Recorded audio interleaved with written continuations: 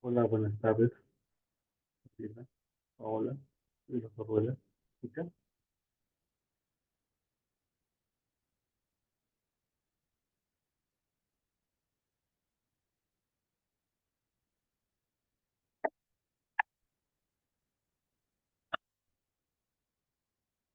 Hola, hola, hola, hola,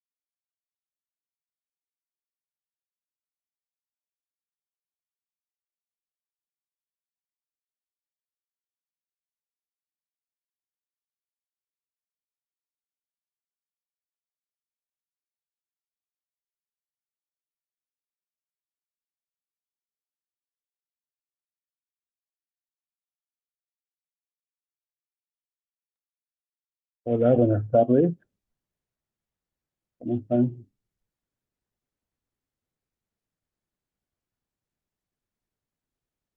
Pueden confirmar si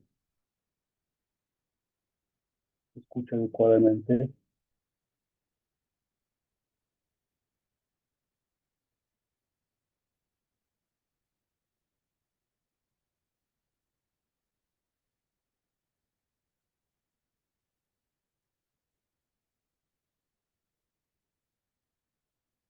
Hola, hola, Sí, doctor, sí se escucha.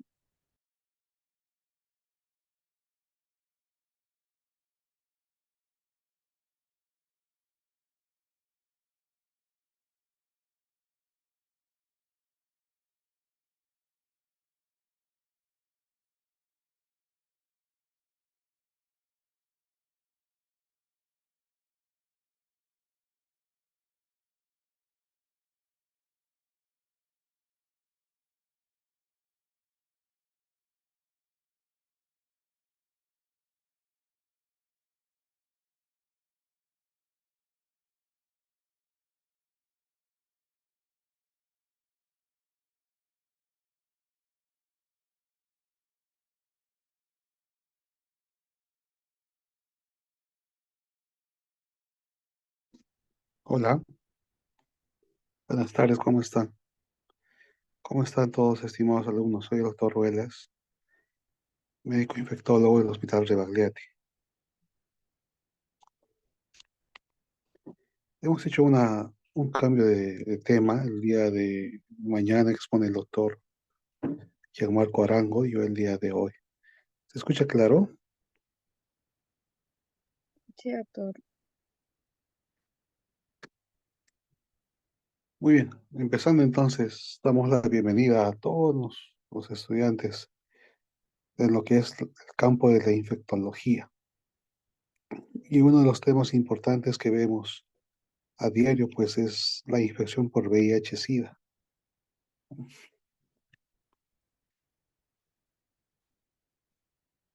Vamos a tratar sobre conceptos básicos, epidemiología, transmisión, diagnóstico, historia natural y manejo general del paciente. Infecciones oportunistas. Vamos a ver varios casitos clínicos y a manera de introducción, pues una pequeña reseña histórica de lo que es la- el descubrimiento. El primer caso fue documentado en el año 59 en República del Congo y como ustedes recordarán o habrán leído, pues en el año de 1981 ya se sospecha de alguna enfermedad de inmunosupresión en 5 jóvenes homosexuales que sufren de neumocistis girovesi, que causa neumonía, y 26 casos de sarcoma de Kaposi, en Nueva York y San Francisco. Entonces, antes del VIH se descubre el otro virus, que es el HTLV.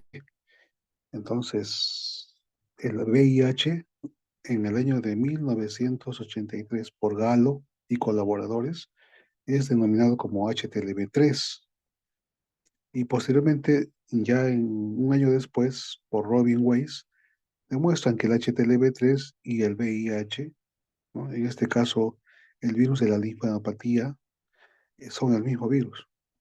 Entonces ahí es considerado como virus de inmunodeficiencia humana.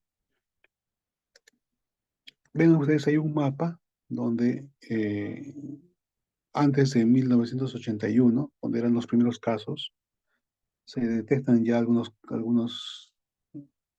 contactos o casos en otras ciudades, en Haití, en Georgia, en New Jersey, ¿no? Entonces la teoría es que ha procedido del continente africano.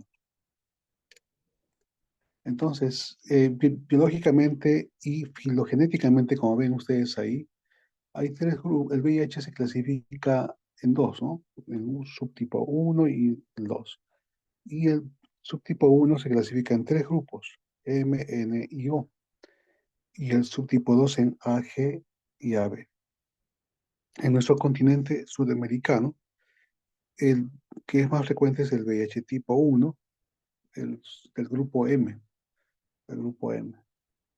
Y dentro del grupo M, pues hay otro subtipo que es el A1, ¿no? Que es el más frecuente. El origen del VIH tiene su teoría a nivel del virus de la inmunodeficiencia del simio, conformado por chimpancés en África Occidental y Central, ¿no? Ahora, su estructura, como ustedes ven ahí, tiene un tamaño de 100 nanómetros, un contenido central que está representado por las moléculas de ARN. Es una doble cadena que constituye 2 moléculas. Y en este interior es importante el interior porque aquí se encuentran las principales enzimas que se van a presentar en la célula del huésped para replicarse, ¿no? Por ejemplo, está de las enzimas de las proteasas, integrasas, las transcriptasas reversa. Y ya por fuera de la nucleocápside se encuentra la matriz, la cápside, y ya en la membrana se encuentran otras glicoproteínas, que son la GP120 y la GP41, que ayudan a la fusión del virus con en este caso, el linfocito o macrófago, ¿no? Entonces, a manera de resumen, nada más vean ustedes que hay proteínas estructurales, proteínas reguladoras y proteínas accesorias. Dentro de las proteínas estructurales, el GEMPOL es la que va a intervenir en la, en la producción o en la producción de enzimas, como la enzima integrasa, ribonucleasa, proteasa, subunidades de la transcriptasa inversa y así, que son importantes en el mecanismo. Cuando uno se infecta de VIH en algún contacto sexual, por ejemplo, las primeras células en tener contacto son las células de Langerhans en las mucosas genitales, ¿no? Y de estas células Langerhans, el virus emigra hacia el ganglio linfático regional, en este caso puede ser los ganglios inguinales, ¿no? De forma pasiva y produciendo infección en estas células. A medida que la infección avanza, puede afectar los monocitos, macrófagos y, y posteriormente se van afectando el sistema nervioso central, las células dendríticas y las células que son más afectadas son los macrófagos y los linfocitos TSD4. Como ven ahí, con la flecha, el linfocito TSD4 es el principal reservorio de virus de VIH. El 40% están infectados, un 99% quedan en fase latente, ¿no? Y un 1% de estos virus, el virus de VIH, tiene una cinética de replicación, es decir, un 1% se va a replicar en sangre y un 99% queda en los santuarios. Santuario se define aquel órgano en los cuales el VIH se aloja de forma latente. ¿Quiénes son estos santuarios? Por ejemplo, el sistema nervioso, las células de la microglía. Importante reservorio. ¿Cuáles son otros reservorios? Las células linfáticas, el sistema retículo endotelial, por ejemplo. Entonces, el virus tiene tropismo dual o tropismo, por ejemplo, para unirse a la célula diana, en este caso el linfocito TCD4, requiere de correceptores. Y uno de los correceptores es el CCR5 y el otro es el CXCR4. Entonces, el virus de la inmunodeficiencia, al unirse al CD4, algunos lo hacen a través del CCR5, que es una variante de R5, y algunos lo hacen a través del CXCR4. Y algunas otras variantes lo harán de forma dual en ambos. Entonces, el GP120 que vimos que estaba en la superficie ayuda a la fusión del CD4 con el CD4 y de esta forma la correlación intracelular o la expresión de citoquinas intracelular. Entonces, en una infección inicial, ¿no? Pasa por la mucosa genital, hacia los ganglios regionales y después a la sangre y después a los santuarios. En una primoinfección existen altos índices de replicación viral. Al haber una alta replicación viral en los primeros días de la infección, puede haber una destrucción de CD4 mediada por virus en estas células, ¿no? Entonces, la enfermedad por VIH, cuando ya inicia, se mantiene latente para toda la vida. En un primer momento, pues, se producirá una infección aguda o lo que conocemos como un síndrome retroviral agudo. Y después pasará a una fase asintomática, progresiva, de forma ya sea rápida o de forma lenta, para llegar a un estadio de fase SIDA, ¿no? El ciclo viral, vean ustedes, la adherencia del virus al receptor CD4 y los correceptores están en la fase 1, en el paso 1. En el paso 2 ya hay una liberación de las proteínas, en este caso de las proteínas virales. Se libera el genoma viral también del VIH. En el paso 3 la transcriptasa reversa hace una copia del ADN en ARN, ¿no? Una copia. Y en el paso 4 ya hay una migración hacia el núcleo. Hay una inserción hay una inserción del ADN viral a la célula, en este caso el linfocito TCD4, por ejemplo. Y aquí, a través de la integrasa, ya se forma un provirus, un provirus. Posteriormente pasamos a una síntesis de proteínas, y estas proteínas, pues, forman parte de los nuevos viriones que van a madurar y van a producir así la infección de forma perenne, se puede decir, ¿no? Entonces, existen, bueno, la medicación antirretroviral actúa a nivel de estas enzimas, de la transcriptasa reversa, por ejemplo, de la integrasa, de los inhibidores de proteasa, ¿no? Entonces, hay inhibidores de estas enzimas. Ustedes habrán escuchado ya de varios de estos antirretrovirales. Por ejemplo, los análogos de los nucleósidos, ¿no? Tenemos ahí el ácido budina, la mibudina, análogos de los nucleótidos, tenofovir, no análogos de los nucleósidos, efavirenz, por ejemplo, ¿no? Eso es dentro de los análogos o inhibidores de la transcriptasa reversa.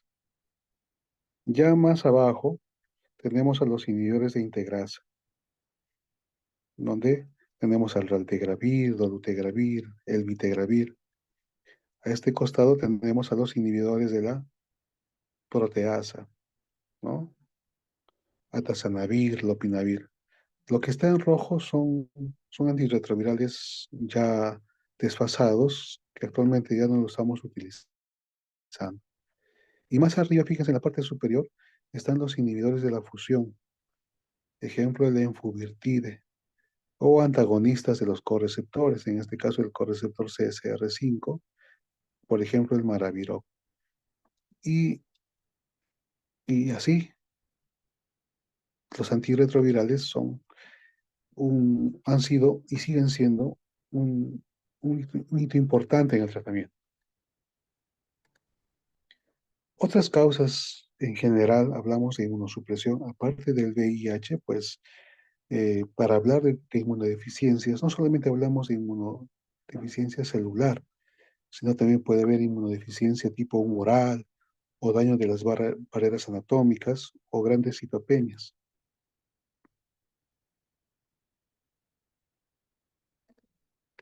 Entonces, dentro de las causas más frecuentes de inmunodepresión celular, tenemos al VIH, al SIDA, ¿no?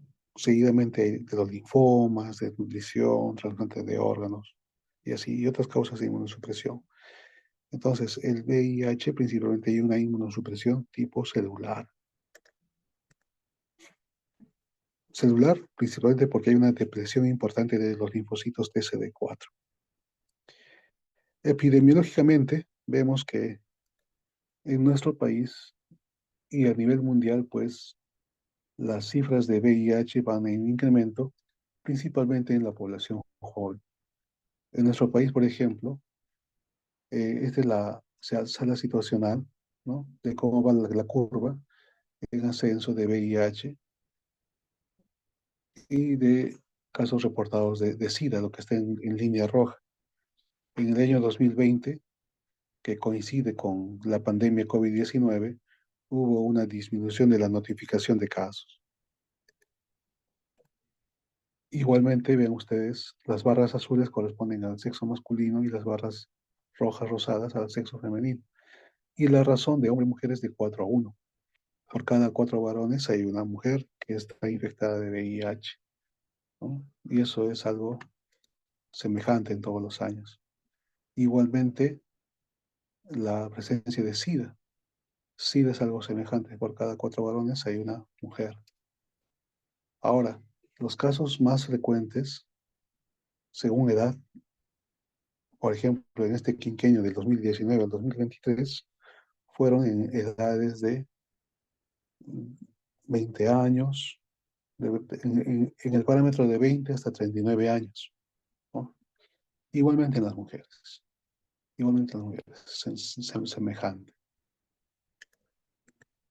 Ahora, la vía de transmisión predominantemente es sexual, ¿no? Hay unos pocos reportes por vía parenteral que representan menos del 1%, y así como también una transmisión vertical, ¿no? Y eso se repite o es semejante en todos los años. Igualmente, la vía según relaciones sexuales, según el tipo de relación sexual, vean que la relación sexual con hombres es la causa más, o es la vía más frecuente de contagio, ¿no? En todos estos años, 2020, 21, 22, 23. Después vemos que también la relación sexual con ambos sexos, homosexuales, ¿no? También es algo importante. Y en el 2024, y en esta edad, por ejemplo, de 15 a 19 años, que es esta barra de acá, ¿no? Ahí las relaciones sexuales entre hombres, ¿no? Ha sido más frecuente. Eh, Como ven ustedes en el mapa, lo que está de rojo intenso son son los departamentos con mayor casos o tasa de casos de VIH, ¿no? A la cabeza está Lima, Junín. Por ejemplo, en el año 2000, el año que se ha tenido más casos fue el año 2022, más de 4.000 casos de VIH y cerca de 700 casos de estadio SIDA, en Lima, por ejemplo. Entonces, el VIH se transmite principalmente por vía sexual, como hemos visto, ¿no? Pero la vía más efectiva, eso es ya diferente, la vía más efectiva de una infección es por vía sanguínea, ¿no? Vean ustedes ahí el punto 9.2, ¿no? O 9.250 por 10.000 exposiciones, ¿no? Y otras vías, en cuanto a la parte sexual, por vía coito anal, es la más alta, seguida del coito anal insertivo, del coito vaginal y receptivo o insertivo. Entonces, en las relaciones ya en el contacto sexual, el coito anal receptivo vendría a ser el que tiene mayor riesgo de infección, ¿no? Entonces, en cuanto a la transmisión vertical, la forma más frecuente de contagio es en el momento del intraparto, 65-75% de casos. Y fíjense que la lactancia materna, pues, también tiene su porcentaje, es por eso que está contraindicada en las gestantes con VIH. Acá, en esta barra que dice 5.4%, en este caso, los 6.573 corresponden a la cantidad de partículas virales, o sea, la carga viral. A una menor carga viral, hay un menor riesgo de transmisión del VIH, ¿no? Y a una mayor carga viral, fíjense, mayor a 93.000 copias, hay un mayor riesgo, más de 50 o cerca del 50% de contagio.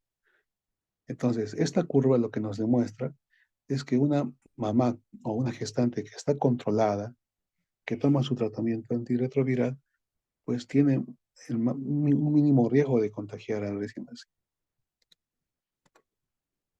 Y este contagio en el intraparto se puede presentar en carga viral alta en sangre, es decir, que esta mamá o la gestante esté sin tratamiento antirretroviral, ¿no?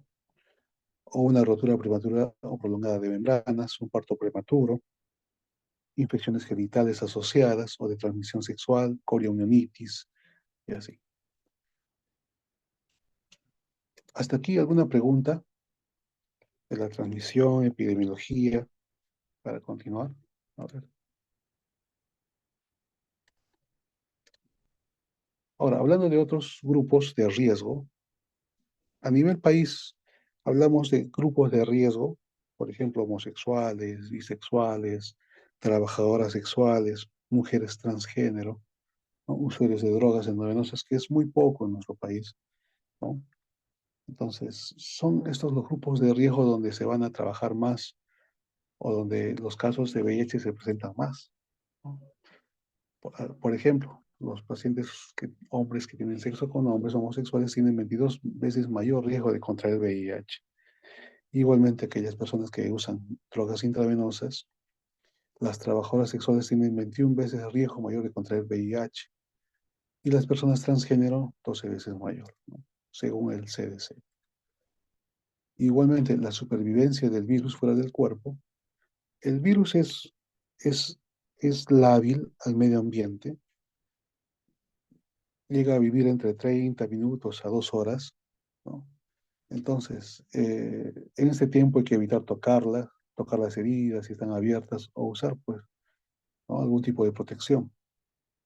Es muy lábil, como dije, el virus es muy lábil y muere con la limpieza, con lejía, por ejemplo, ¿no?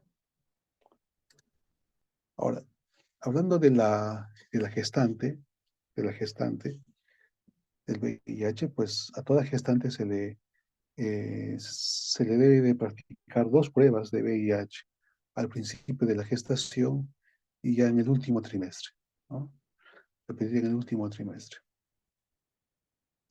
Hay situaciones en las que la, la pareja es negativa, ¿no?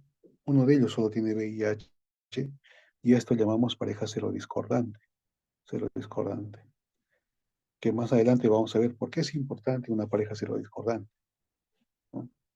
Pero en sí, a una gestante que se le sus pruebas rápidas, 1 y 2, y posteriormente ya, si en estas pruebas rápidas es positiva, hay que hacerle una prueba de anticuerpos, de ELISA o quimioluminescencia y una prueba confirmatoria.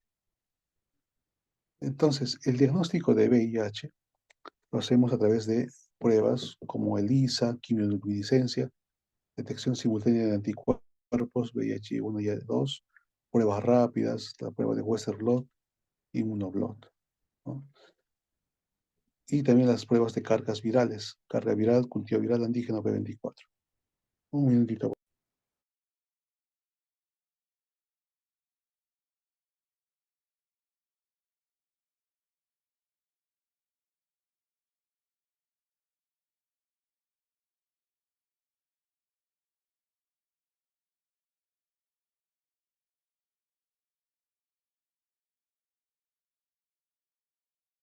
Muy bien, sigamos. Entonces, donde ustedes ven el día cero, ¿no? El día cero en este gráfico, es el inicio de la infección, el contacto sexual o el accidente ocupacional, ¿no? Que es menos frecuente. Entonces, acá hay un periodo de ventana o un periodo de eclipse.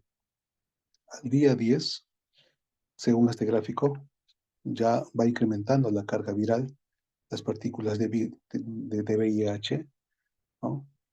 Al día 14 o al día 15 más o menos, ya se van produciendo los antígenos del VIH, y ya más o menos en la tercera semana, al día 21 22, ya se van produciendo los anticuerpos.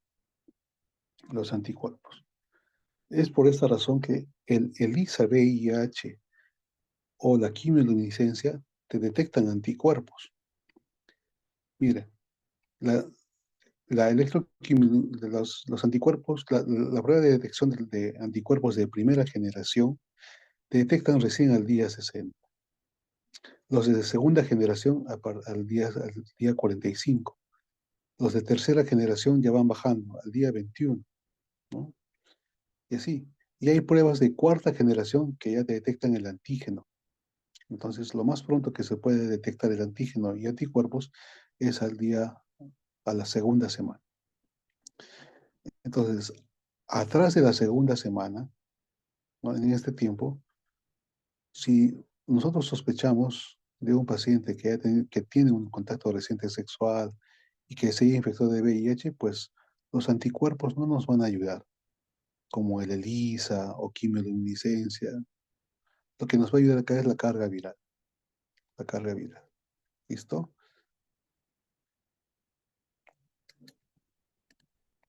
Entonces, contamos con pruebas rápidas, contamos con pruebas de ELISA de tercera generación, de cuarta generación y pruebas confirmatorias, inmunofluorescencia indirecta y Western blot, ¿no? Todas ellas tienen una alta sensibilidad y especificidad.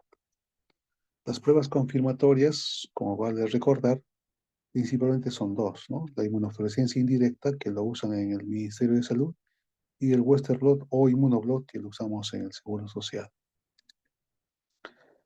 Ahora, vean ustedes la historia natural de la enfermedad. En el gráfico de arriba tenemos la viremia, ¿no? En el día cero nos contagiamos, o uno se contagia, y a través de los días la carga viral empieza a incrementar. Es tanta el incremento que afecta directamente a los linfocitos TSD4 y hay una disminución súbita en el gráfico de abajo, ¿no? En la línea verde, una disminución súbita de linfocitos TSD4, que si pasa la fase asintomática o fase latente, pues estos se van a recuperar.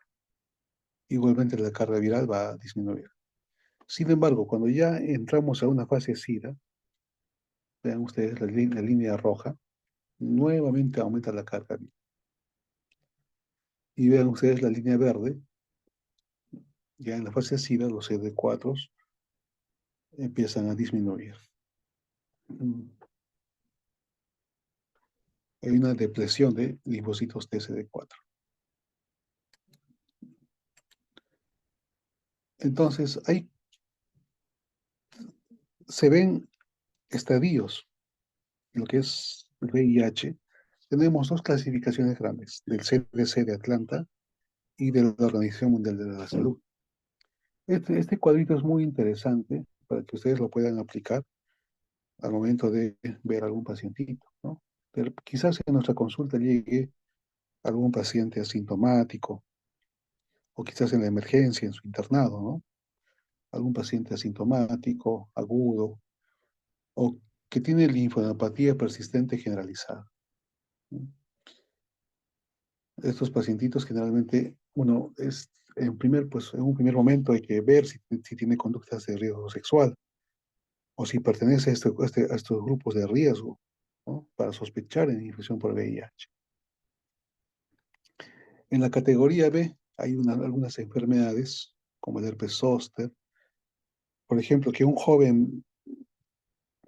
veamos a una persona joven en hospitalización o en consultorio, que venga con un herpes zóster, no es normal, ¿no? Entonces, hay que ver si tiene algún grado de inmunosupresión. Dentro de ellos, pues el VIH. Y en la categoría C ya se están las enfermedades definitorias de SIDA. Y el conteo de CD4, para que lo recuerden, un conteo de CD4 menor a 200 ya es un estadio SIDA. El estadio 2 está entre 200 a 500 células y los linfocitos TCD4 mayor a 500 ya es un estadio 1. En una persona normal sin inmunosupresión, ¿cuánto es el parámetro normal de CD4? Vamos desde 500 a 1600, ¿no? Es el parámetro normal. Estas son las enfermedades que se pueden presentar al momento de estadificar a un paciente. Los pacientitos que vienen en estadio SIDA, fíjense en la letra C, ¿no? ¿Cómo vienen?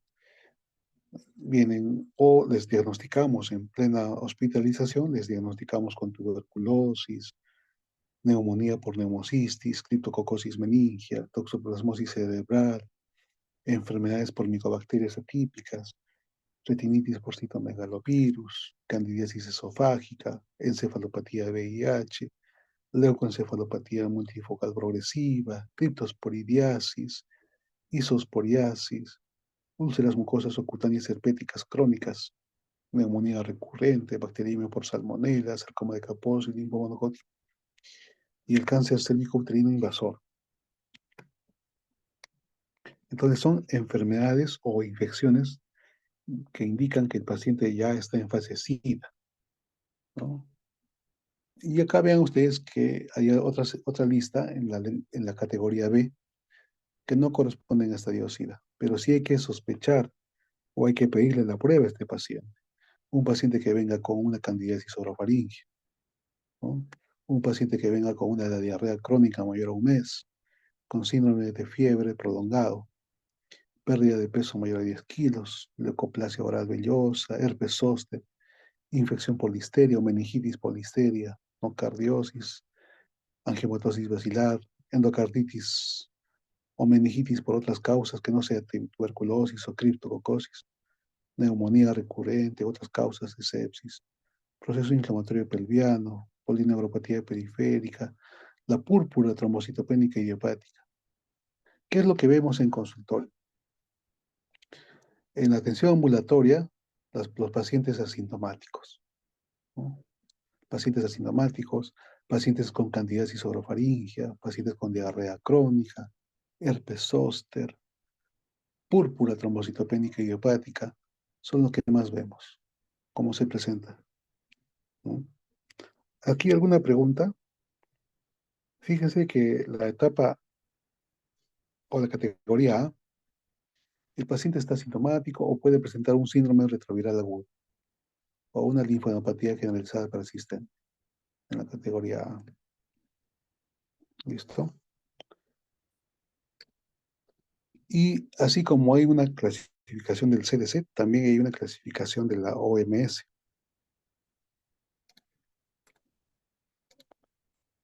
¿Se ve? Sí, doctor. De la OMS. Pero esta clasificación ya lo hace principalmente en 4 estadios. Aquí ya no toma en cuenta el CD4, solo de las enfermedades, ¿no? Entonces, el estadio clínico 4 más o menos se corresponde a la categoría C de la clasificación CDC, ¿no? Entonces, ¿quién está en el estadio clínico 4? ¿Qué es lo que vemos en el hospital, por ejemplo? Consunción, sí vemos frecuentemente. El paciente viene caquético, desnutrido, totalmente flaco, entre comillas.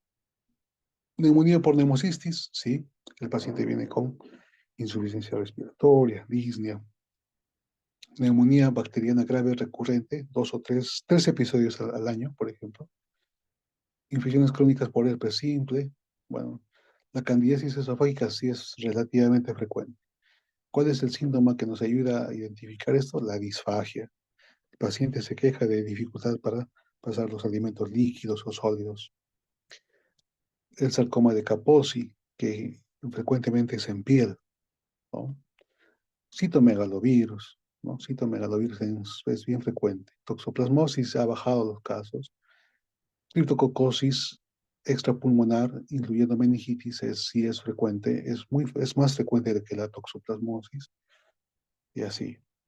¿Qué más vemos en hospitalización con más frecuencia? Los linfomas, sarcoma de Kaposi, ¿no?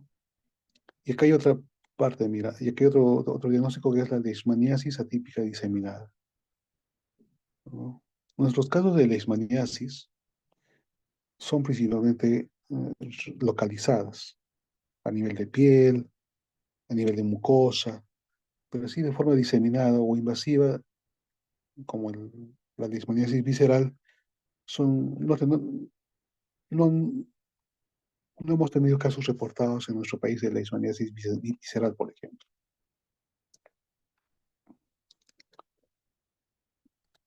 Entonces, las infecciones más frecuentes que les voy a mencionar acá, en ojos, por ejemplo, citomegalovirus.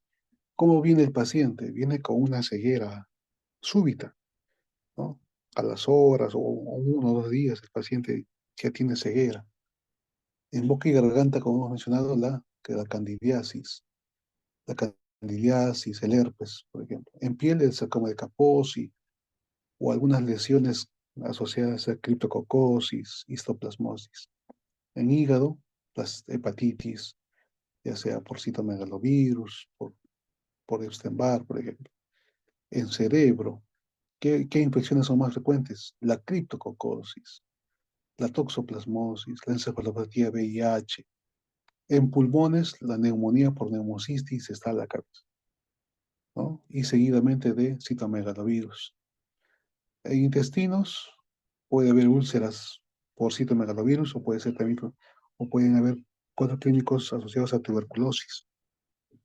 Y en genitales, pues, ¿no? Ahí tenemos ya una más amplia variedad de herpes, verrugas por papiloma humano, candidiasis, perdón, herpes genital, después también sífilis, ¿no? Sífilis también.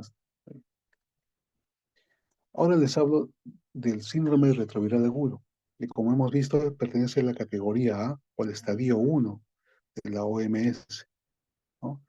Cuando uno se infecta o cuando uno tiene contacto reciente, cuando nuestro paciente va a tener contacto reciente, a los días nada más va a tener algunos síntomas inespecíficos.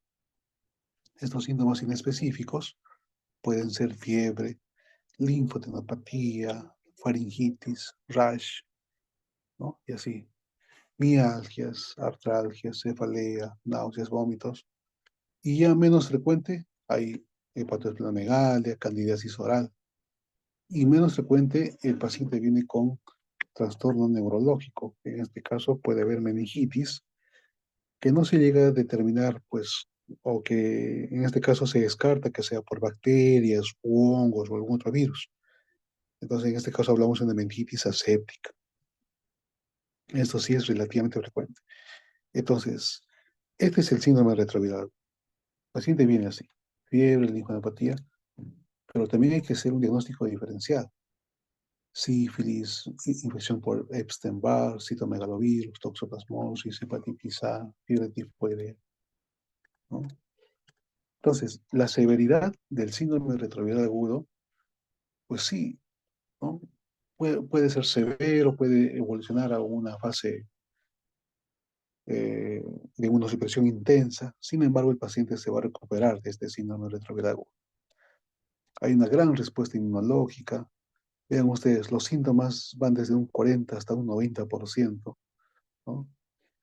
Y por lo general, en un primer momento, se confunde con otros diagnósticos, ¿no?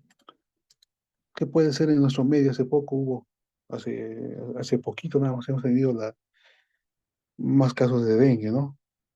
Entonces, la fiebre, el dengue también tiene fiebre, tiene rash, tiene linfadopatías, es menos frecuente, pero puede haber mialgias, artralgias, cefalea, entonces son síntomas inespecíficos.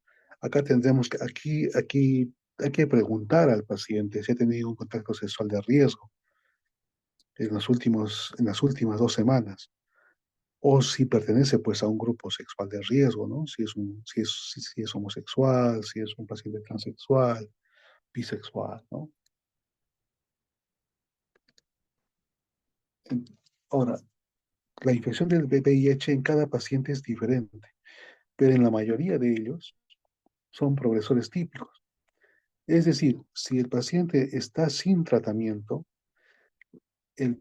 alcanzará el estadio SIDA en unos 7 a 10 años, ¿no? Hay algunos pacientes que son progresores rápidos que alcanzarán el estadio fase SIDA en 3 o menos años, 10 a 15%. Otros progresores lentos que en más de 10 años recién entran a fase SIDA.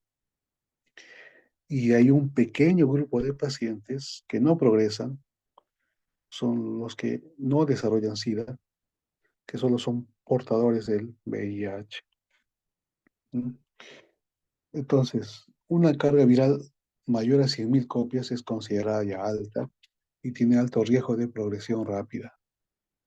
Nosotros tenemos pacientitos que son diagnosticados al principio con cargas virales de más de 100.000 o millones también pueden tener, ¿no? 2 millones, 3 millones de partículas virales por mililitro de sangre.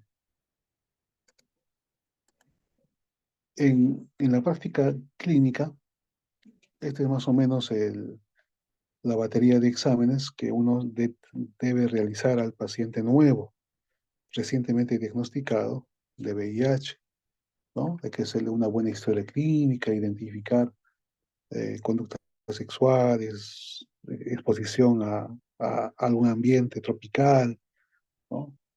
Eh, en cuanto al examen laboratorial, fíjense, el conteo del linfocito TCD4, la carga viral de VIH, el genotipo para ver si es un genotipo resistente o salvaje, el VIH, porque a veces las personas se pueden contagiar de un paciente que tiene VIH, pero ya que, por ejemplo, sea un paciente VIH que esté en falla de tratamiento, ¿no? Entonces puede ser que este virus sea más resistente. Hemograma, perfil hepático, perfil lipídico, ¿no? Test de embarazo. Creo que alguien se ha dormido acá en esta lámina. Me ha pintado de verde con unas líneas. y así, antígeno de superficie y anticuerpos de VIH, de hepatitis C, por ejemplo. Entonces, aparte del VIH, pues uno se puede contagiar de otras infecciones de transmisión sexual, ¿no? Sífilis, hepatitis B, hepatitis C, gonorrea, clamidia, el HTLV. Ya no se olviden del virus linfotrópico T humano, el HTLV. ¿No?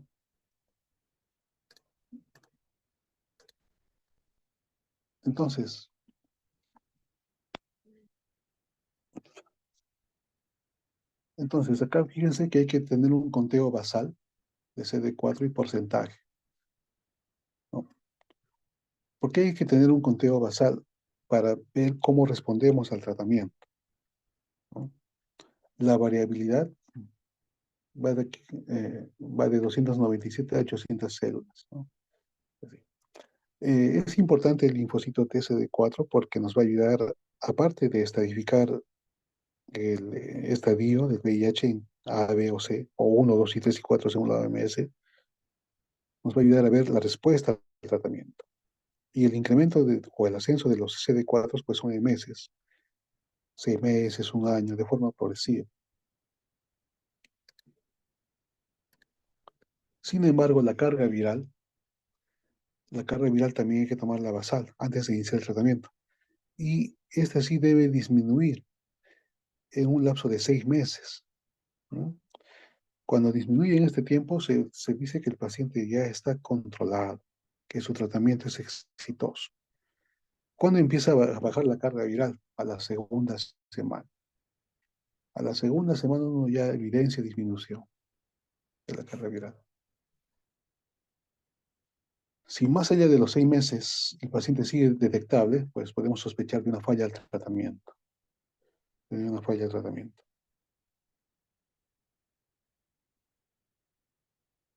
¿Hasta aquí alguna pregunta? Carga viral, CD4. Doctor, Sí, sí te escucho, sí te escucho. sí, doctor, ¿qué hay como factores predisponentes a que hay una, o sea, como comentó que hay mm, veces que no llega a ser SIDA como tal? O sea, hay factores que hacen que se genere eso. Sí, la misma inmunidad, o sea, va a depender de cada paciente, ¿no? Pero como he mencionado ahí,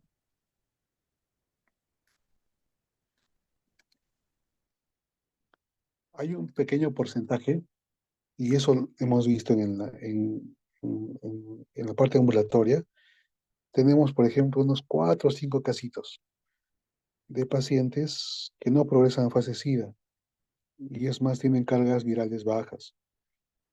Tiene que ver con su inmunidad, tiene que ver con los correceptores de CCR5, CXR4, ¿no? Algunos tienen ausencia de estos, ¿no? Por lo tanto, eh, eso de alguna forma les crea inmunidad así, de forma relativa, se puede decir, O ¿no? sea, doctor, sería como una asociación con una mutación genética en donde haya justamente que no tengan eso. O sea, el CCR5 tal, algo así.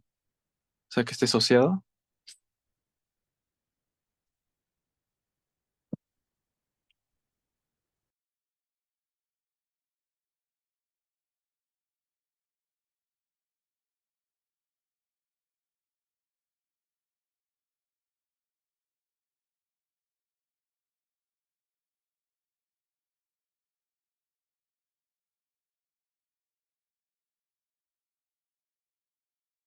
Disculpen, pero ese es un mínimo porcentaje, ¿no?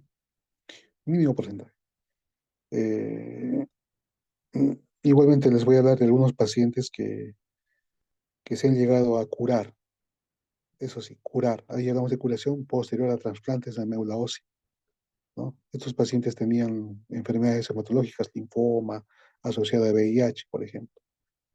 Han recibido trasplantes de médula ósea y se han llegado a curar, ¿no? Pero eso es un poco frecuente, poco frecuente.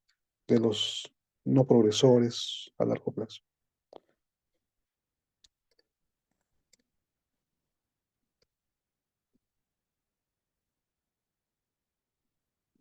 Entonces, la gran mayoría de casos están en un estadio clínico, ¿no? La gran mayoría de pacientes están en estadio A o estadio B, y pues, y los que se hospitalizan están en estadio C, la mayoría. Tienen alguna enfermedad que definen sí. ¿Qué, qué, qué viene más? Tuberculosis, por ejemplo. Tuberculosis, criptococosis, citomegalovirus y los linfomas o sarcoma de Kaposi. Vamos a hacer unos casitos clínicos, ¿no? Este pacientito, por ejemplo, tiene 34 años con infección por VIH, es nuevo, el paciente es nuevo y acude a la emergencia porque no moviliza en mi cuerpo de mi cuerpo derecho. Como es nuevo, pues no recibe tratamiento, no recibe profilaxis, ¿no? ¿Qué es lo que vemos acá? Acá vemos un fondo de ojo, un fondo de ojo con imágenes en sal y pimienta, ¿no? No es patognomónico, pero nos sugiere de una infección parasitaria, en este caso la toxoplasmosis. Entonces, la toxoplasmosis se puede hacer un diagnóstico a través de cultivo, PCR y la tinción de Roy-James, ¿no? O eso es en tejido. Pero ¿cómo hacemos el diagnóstico de toxoplasmosis? Principalmente lo hacemos de forma clínica o por las imágenes en el fondo de ojo o en la tomografía cerebral. Fíjense, esto ya este paciente ya está en estadio SIDA. La toxoplasmosis cerebral, la primera imagen es una tomografía sin contraste y en la imagen de la derecha es con contraste. Y como tiene contraste, aquí capta el anillo, ¿no? Hay una lesión captadora de anillo que afecta o comprime el ventrículo, los ventrículos, en este caso el ventrículo izquierdo. Entonces, clínicamente e imagenológicamente, en el contexto de un paciente VIH en estadio SIDA, esto es toxoplasmosis. ¿Cómo hacemos el diagnóstico definitivo? Podemos hacer una biopsia, ¿sí? La biopsia es lo que nos va a ayudar. Los anticuerpos también nos van a acercar al diagnóstico, ¿no? El paciente puede tener anticuerpos IgG para toxoplasmosis, por ejemplo. Acá hay más imágenes. Acá hay otra lesión, ¿eh? Este es otro corte. Es el mismo paciente, pero aquí hay otro corte donde también se ve una imagen casi captada de contraste. Y la toxoplasmosis cerebral, pues, se caracteriza por eso. Afecta la región periventricular, ¿no? Ese es su nicho. Entonces, la encefalitis por toxoplasmosis se ven cuando el paciente está en estadio SIDA, es decir, menor a 200 de CD4, y más riesgo cuando son menos de 50 células. ¿Cómo nos contagiamos de toxoplasma? Por la ingestión de carne mal cocida o por la contaminación de los alimentos con las heces de los animales. En este caso, principalmente los gatos, ¿no? Los gatos. ¿Cuál es el sitio el órgano más afectado en personas con VIH? El sistema nervioso central. Después también la retina. ¿Podemos hacer serologías? Sí. Vamos a captar IgG frente a toxoplasmosis, ¿no? Y como hemos visto en la tomografía cerebral, pues lesiones compatibles con toxoplasmosis. Tratamiento de elección, sulfamethoxazol, trimetoprim, ¿no? Esta dosis, 10 miligramos. 10 miligramos en base al trimetoprim. Por ejemplo, ¿no? Calculamos en base al peso del paciente 60 kilos, 10 miligramos por 60 kilos son 600 miligramos al día de trimetoprim, por ejemplo. Caso clínico 2, ¿no? Una paciente mujer, un paciente varón de 34 años que acude por 3 semanas de enfermedad. Presenta cefalea intensa, náuseas, vómitos, debilidad de miembros inferiores. El paciente está somnoliento. Entonces, igualmente es un pacientito que se le diagnostica de VIH, paciente nuevo de VIH, Sin embargo, fíjense, vienen por un cuadro neurológico, cefalea, vómitos, ¿no? Y pues en el contexto de VIH ya se rompen esos esquemas de las triadas, ¿no? Esas triadas clínicas clásicas, por ejemplo, en meningitis, en un síndrome meningio, ¿qué es lo clásico? Es fiebre, cefalea, signos meningios, ¿no? Entonces, eso en VIH ya sale de ese esquema, por ejemplo. El hecho de que sea un paciente nuevo y que solo venga por cefalea, ¿no? Nos hace, hay que encender las alarmas porque podría ser una infección del sistema nervioso central. A veces vienen solo con fiebre y cefalea, y sí, hay veces que pueden tener signos benignos. Entonces, este pacientito viene con una enfermedad de 3 semanas. Si pensaríamos en un síndrome meningio o meningitis, pues estaríamos frente a una meningitis o síndrome meningio subagudo, ¿no? Ya porque ya son 3 semanas. Entonces, ahí cambia el espectro de microorganismos, ¿no? En los primeros días está pues el herpes, el Streptococcus pneumoniae, el Haemophilus influenza en los primeros días, ¿no? La Neisseria meningitis. Pero ya en las 3 semanas ya empiezan a aparecer otros gérmenes como la tuberculosis, la listeria, ¿no? La citomegalovirus, la sífilis, por ejemplo, ¿no? Entonces, en el contexto de este paciente, VIH, lo primero que vamos a practicar es una tomografía cerebral, porque hay que estar seguros de que no contraindique la punción lumbar. Si este paciente, en el caso anterior, por ejemplo, en el caso anterior de la toxoplasmosis, aquí ya hay un compromiso periventricular, hay una asimetría, la línea media está afectada.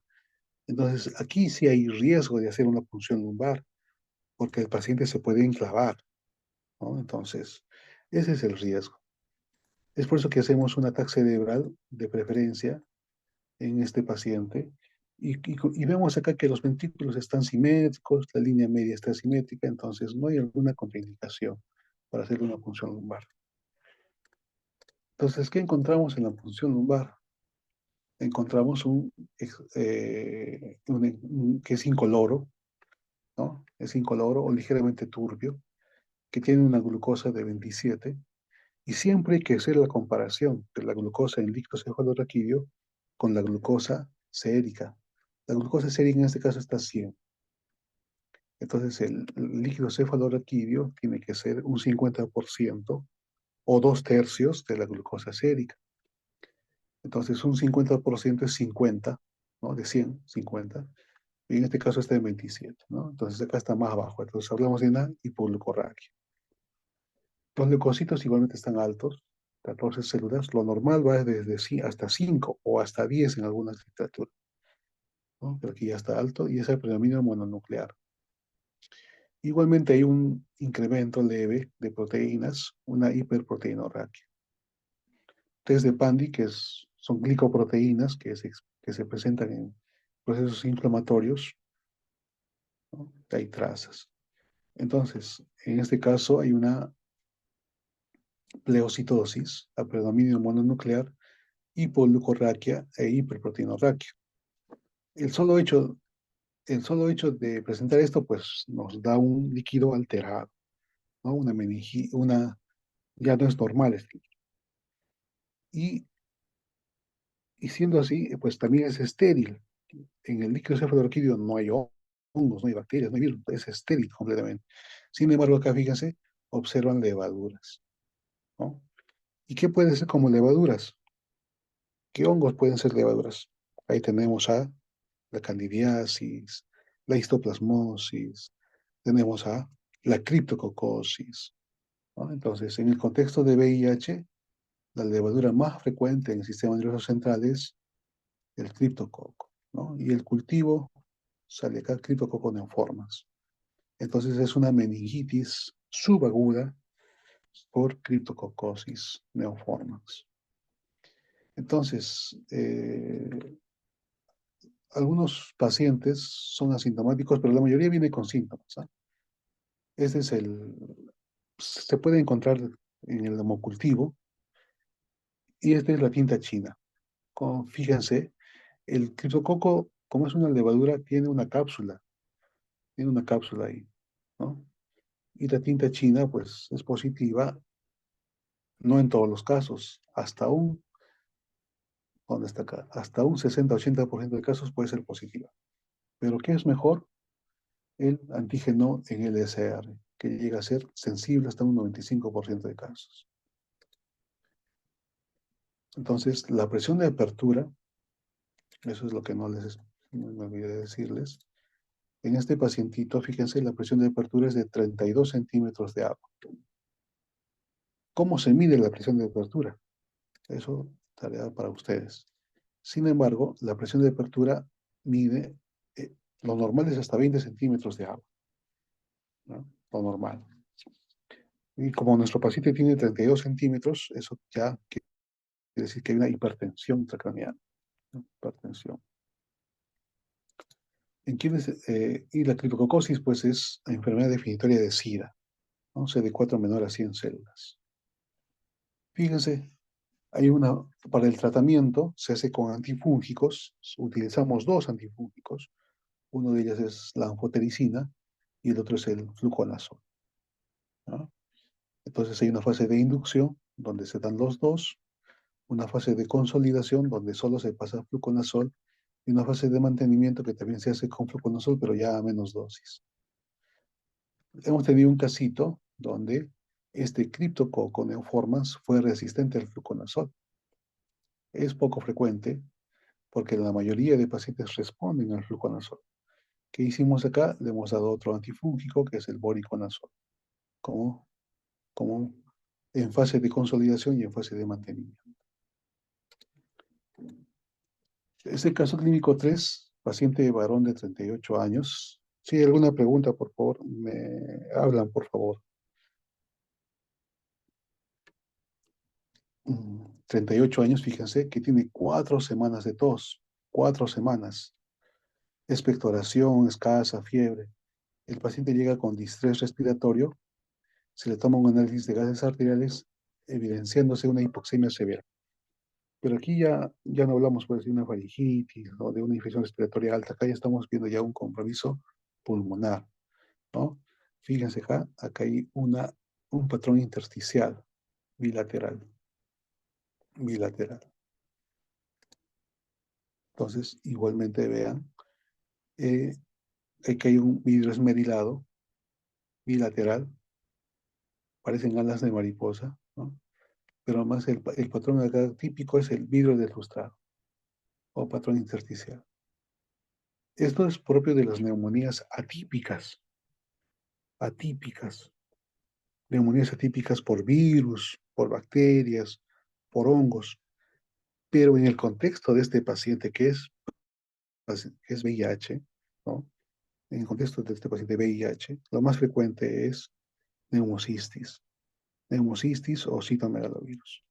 Si tuviésemos otro paciente no VIH con neumonía típica, ¿qué pensaríamos? Pensaríamos en, por ejemplo, micoplasma, ¿no? Pensaríamos en un virus, influenza, COVID, ¿no? De un paciente no VIH. Pero como el paciente tiene VIH, pues hacemos este diagnóstico clínico y radiológico. ¿Cómo hacemos la confirmación? Puede hacerse una tinción de Giemsa en esputo para detectar los quistes del neumocistis. Entonces acá tenemos los quistes, ven ustedes en las flechitas, quistes en la tinción de Giemsa, ven los trofosoditos de unos 5 micrómetros ahí en el esputo. Tratamiento de elección también con sulfas. Eso es en casos leves. En casos leves solo damos sulfas. O sea, en casos leves el paciente está sin oxígeno, con una frecuencia respiratoria adecuada. Pero ya cuando el paciente viene con neumonía, que así vienen la mayoría de pacientes, ya tenemos eh, hipoxemia, ¿no? Y un PO2 por debajo de 70 ya es indicación de uso de corticoterapia, corticoides. También se puede elevar la deshidrogenasa láctica, ¿no? Entonces, acá el tratamiento, aparte de las sulfas, vamos a tener que ayudarnos con la prednisona, en caso que el paciente tolere vía oral. Si no logra, pues puede ser otros corticoides endovenosos, metilprednisolona, hidrocortisona, por ejemplo. Y este es otro casito.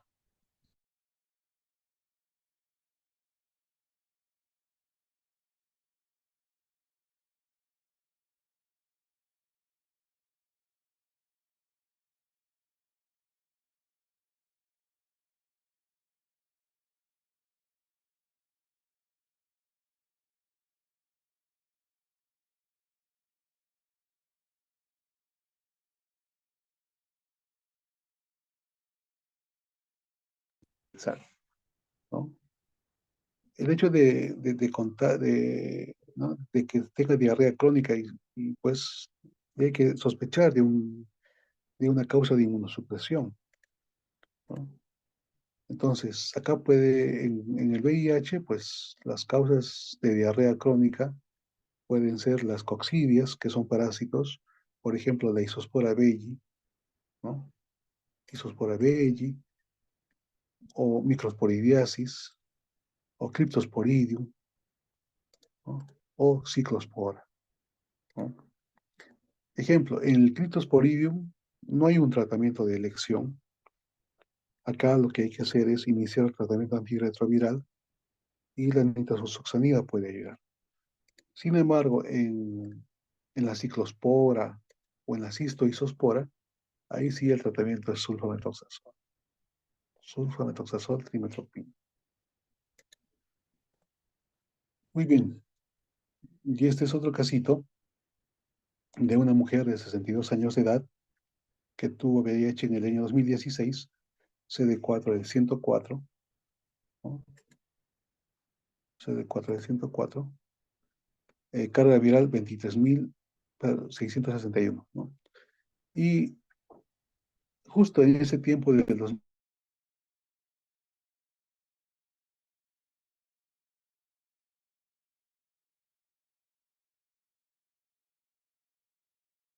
Perdón, ¿me escuchan? Mm, Se le escucha bajo, doctor. Ya, perdón.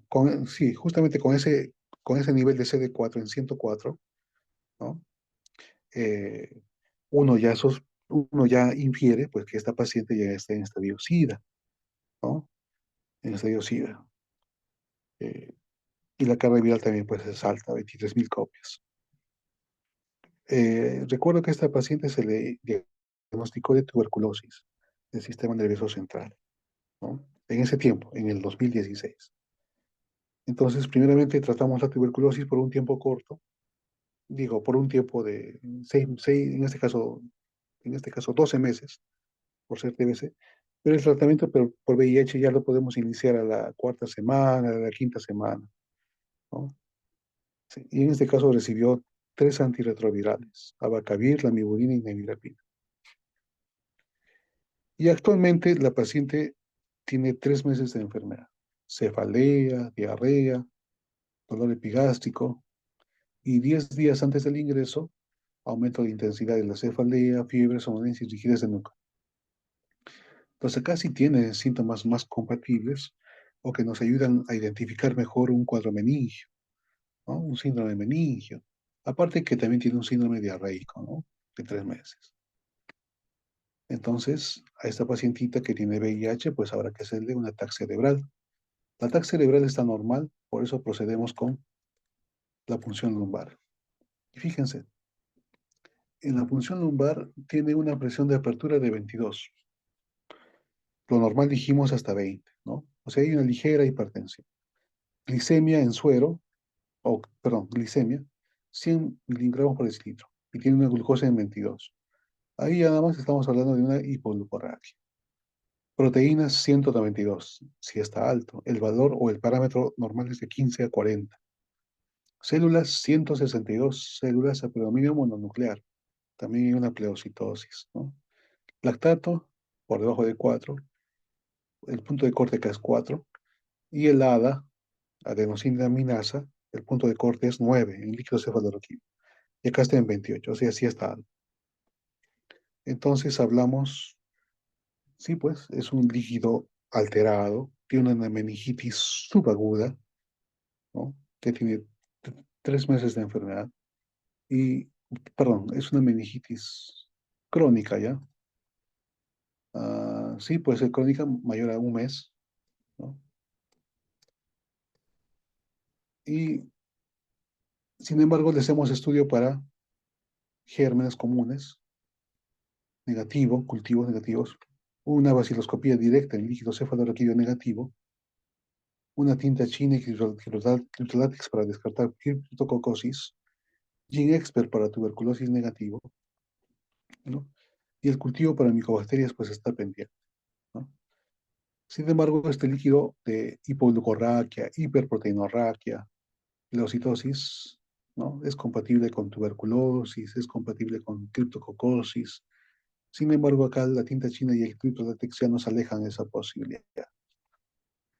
Entonces, la tuberculosis del sistema nervioso central eh, en pacientes VIH, pues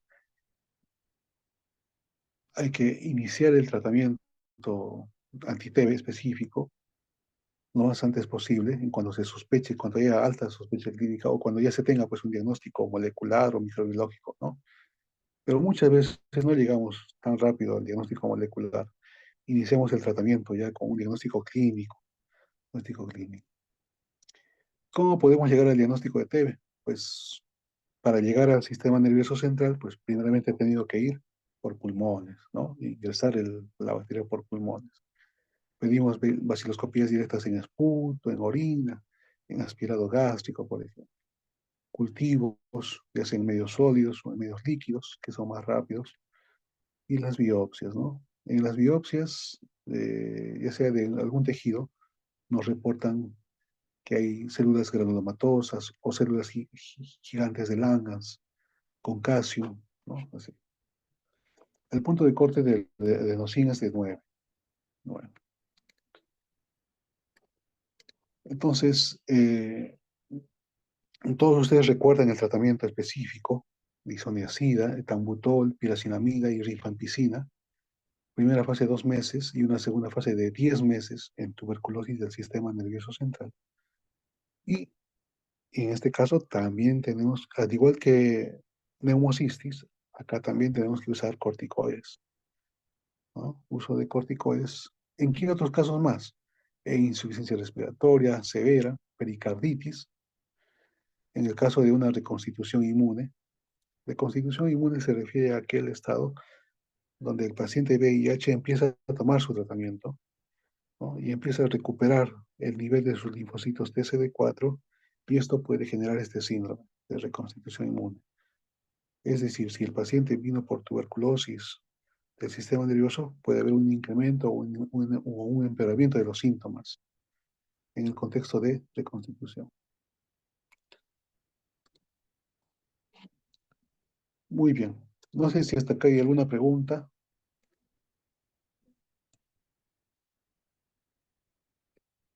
Estos son los casitos de pacientes. Es el paciente, son los pacientitos que se llegaron a curarse de VIH.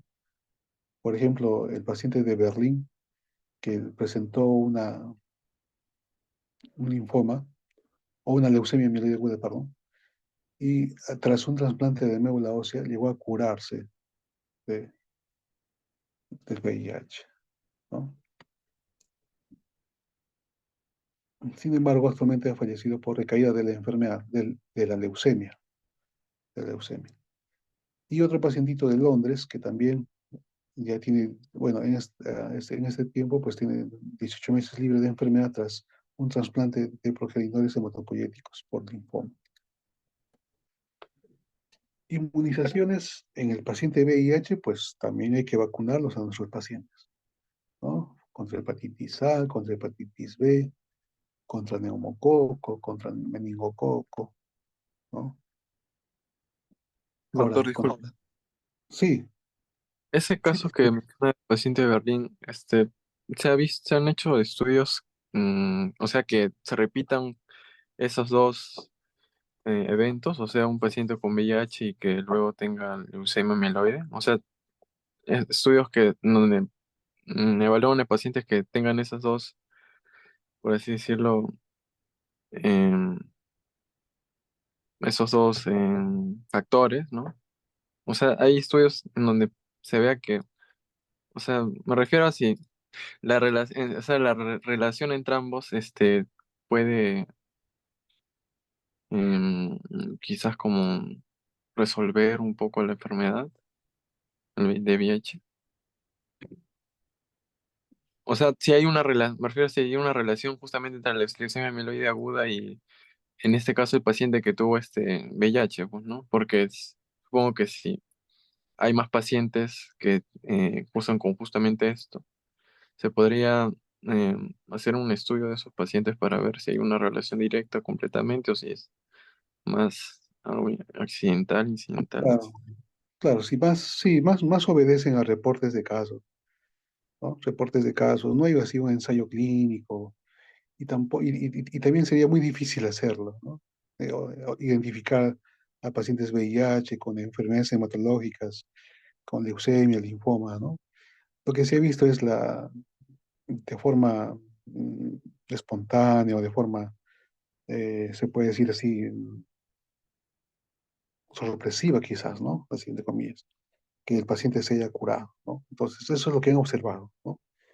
Que han observado mediante las cargas virales, que ya se ha hecho indetectable. eh, son reportes de casos nada más, no hay así una evidencia sólida que te dice que tras el trasplante de médula ósea el paciente VIH se puede curar. No hay esa información todavía. Ah, gracias, doctor.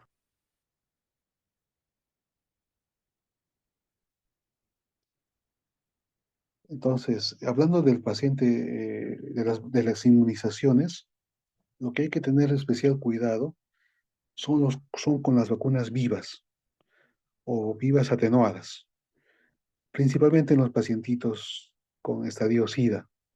¿Cuáles son las vacunas vivas atenuadas acá? La fiebre amarilla, la rabia, la varicela, ¿no? Principalmente esas vacunas están contraindicadas en pacientitos de estadio SIDA por su inmunidad y pueden ser susceptibles pues, a estas enfermedades. Ah, lo demás sí es recomendable. Meningococo, neumococo, el mismo COVID, ¿no? El mismo COVID. Es más, cuando el pacientito está en estadio SIDA, eh,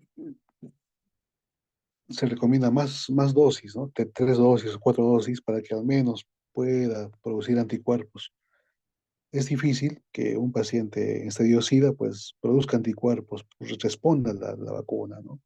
Pero a no darle protección, ¿no? Es mejor darle una vacuna, ¿no?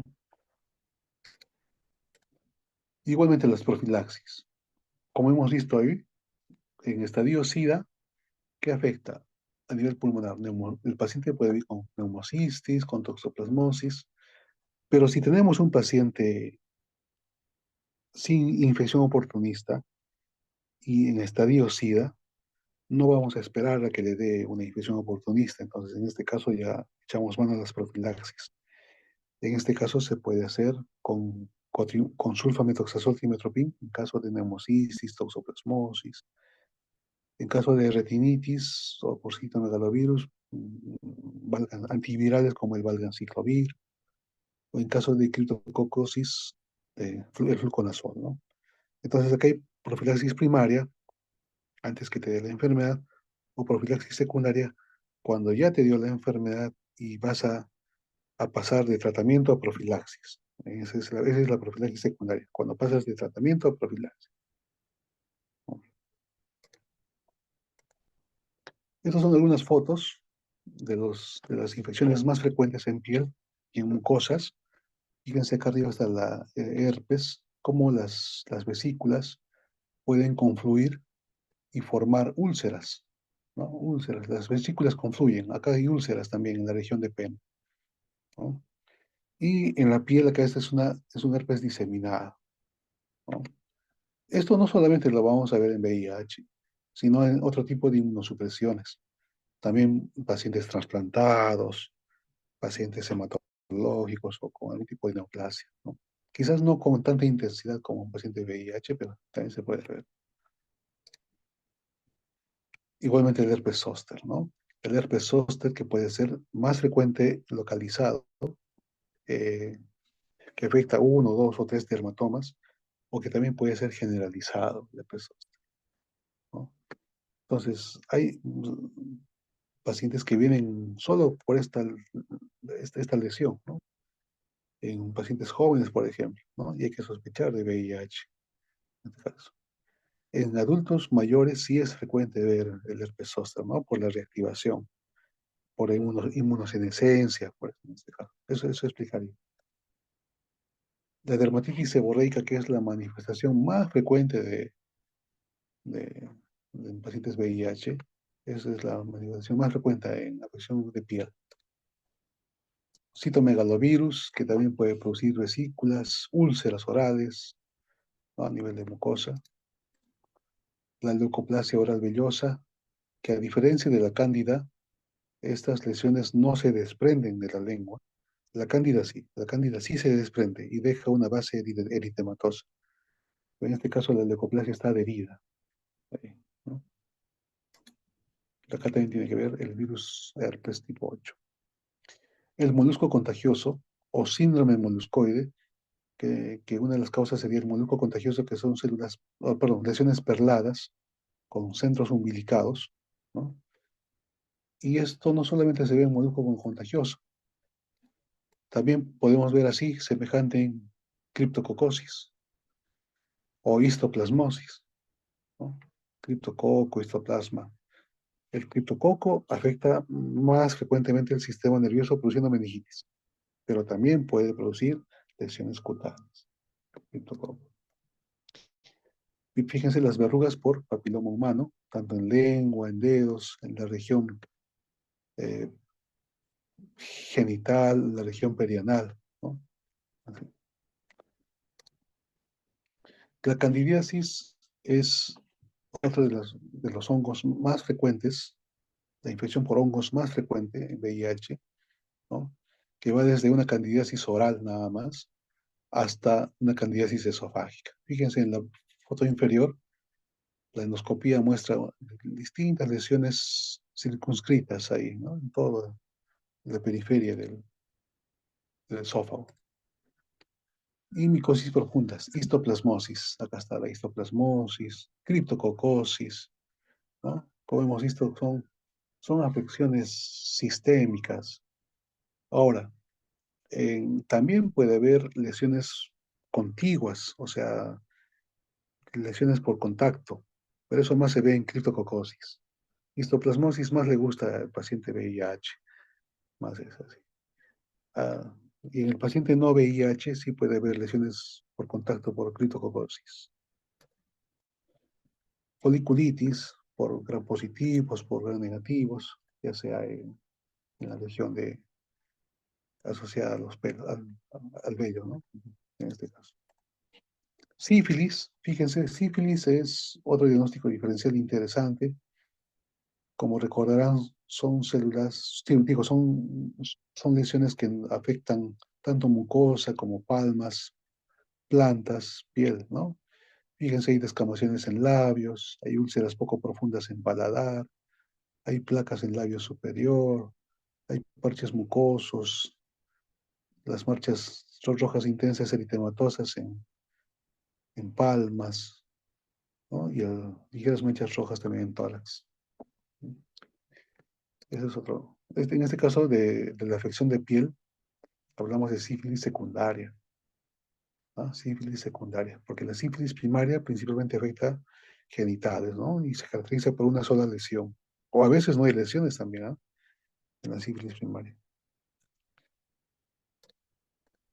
Y el sarcoma de Kaposi, que son lesiones oscuras, violáceas, sobrelevadas, que frecuentemente afectan tronco, extremidades, y así como también puede afectar pulmones, el tracto gastrointestinal, y el paciente se expresa con hemoptisis, se manifiesta con hemorragia digestiva baja, por ejemplo. Y la prevención del VIH, pues Hay prevención a nivel antes de exponerse o una prevención post-exposición, ¿no? La prevención post-exposición tiene que ver principalmente con los accidentes ocupacionales, los accidentes laborales donde el personal de salud se pincha con una aguja o se corta con un bisturí, que puede ser con un paciente VIH o un paciente de fuente desconocida, ¿no? Que no sabemos en quién se ha usado esa aguja, por ejemplo, ¿no? Entonces, en este caso, el paciente tiene que tomar, o el personal tiene que tomar, pues, profilaxis por 28 días, iniciar el tratamiento antirretroviral en las primeras 6 horas de preferencia. Y la profilaxis preexposición, o sea, la profilaxis preexposición ya es todo un tema acá, que ya el Ministerio de Salud viene trabajando en poblaciones de riesgo. Hay dos formas de dar profilaxis preexposición, ¿no? Una de forma diaria y otra de forma a demanda. ¿En quienes se prefiere la forma diaria? Obviamente, esta profilaxis la van a usar personas que no tienen VIH, ¿no? Que no tienen VIH, ¿no? En pacientes homosexuales que tienen, ¿no? Hombres que tienen sexo con hombres, en mujeres transgénero, ¿no?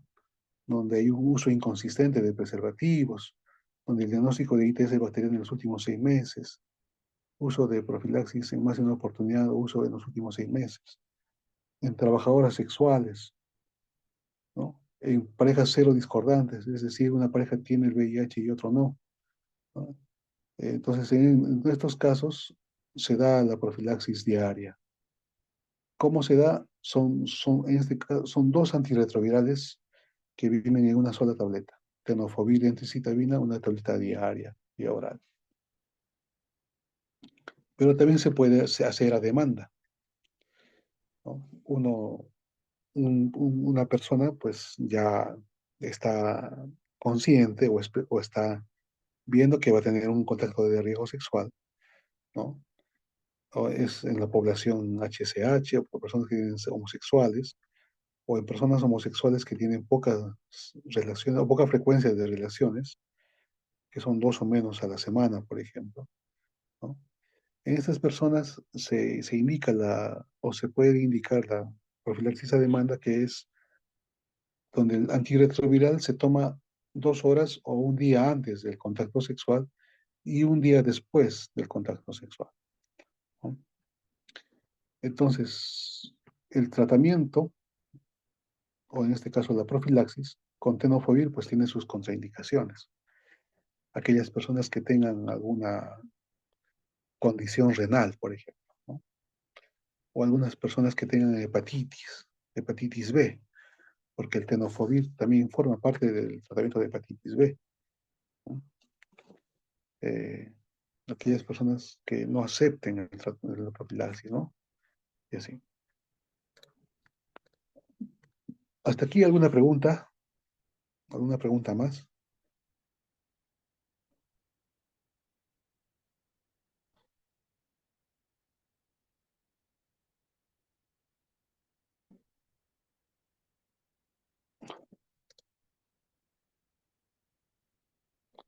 Muy bien, entonces, principalmente incidiría, pues, en estos casos clínicos. Son casos clínicos, cl- bueno, frecuentes en la práctica clínica y también repasen lo que es la clasificación. Nos va a ayudar bastante la clasificación, ¿no? De la OMS, ¿no? De la OMS o del CDC, ¿no? Este es del CDC, ¿no? Esto. En estos casos, como estamos frente a un paciente nuevo con alguna enfermedad oportunista, pues ya vemos que el paciente está en estadio SIDA, ¿no? Muy bien, hasta aquí es la clase de VIH, SIDA. Espero que de alguna forma tengan un panorama general. Si hay algunas preguntas, me lo pueden saber a mi correo o a este celular con sus compañeros, ¿no? Aquí les dejo mi número de WhatsApp. Este es mi número telefónico. Y acá les dejo mi correo para compartirle también las diapositivas, así. Gracias, Muy bien. doctor. Bien. Gracias, doctor. Gracias. Nos vemos en la siguiente semana. Gracias, doctor. Le voy a escribir ahorita para la presentación, para la diapositiva. Listo, nos vemos. Listo, chicos. Cuídense bastante. Hasta luego. Hasta luego, hasta luego. Hasta luego, doctor.